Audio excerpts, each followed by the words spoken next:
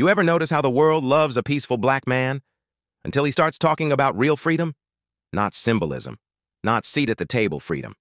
I'm talking about the kind that flips the table over. That's why they feared Frantz Fanon. He didn't march for photo ops. He dissected oppression like a surgeon. Born in Martinique, 1925, in a world where whiteness was treated like oxygen. If you couldn't breathe it, you weren't living. He fought in World War II for France, believing the hype about liberty and equality. But when he came home wearing that uniform, France reminded him real quick, "You're still black." And Fanon said, "That's the day I discovered my blackness in their eyes." He became a psychiatrist, but his diagnosis wasn't for individuals, it was for empires. He said colonization isn't just political, it's psychological illness, a sickness where one side profits and the other learns to hate its reflection. Then came his book, Black Skin, White Masks. He called out how survival under white supremacy forces us to wear masks that hide our own humanity. And then he told us the truth. Freedom starts when you rip that mask off. Later, he moved to Algeria, right into the middle of their independence war. And instead of writing speeches from a safe office, he joined the revolution. He treated the wounded by day and wrote the blueprint for liberation by night.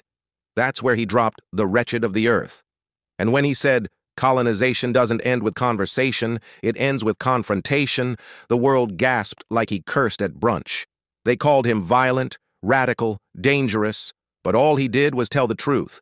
Violence built this world, and it might take violence to rebuild it right. Fanon died at 36. Leukemia took his body, but his words still burn.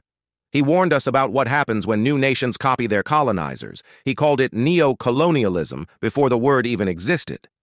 Look around today. Debt traps, resource theft, Western corporations in African clothes. That's his prophecy, still happening. They call him a radical. I call him a man who told the truth before the world was ready. Because Fanon understood something most people still don't. You can't reform oppression. You gotta remove it, root and all.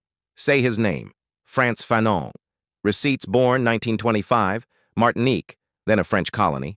Psychiatrist and anti-colonial theorist, fought in World War II for France. Author of Black Skin, White Masks, 1952, and The Wretched of the Earth, 1961. Supported Algerian Revolution. Predicted neo-colonialism, died 1961 at 36.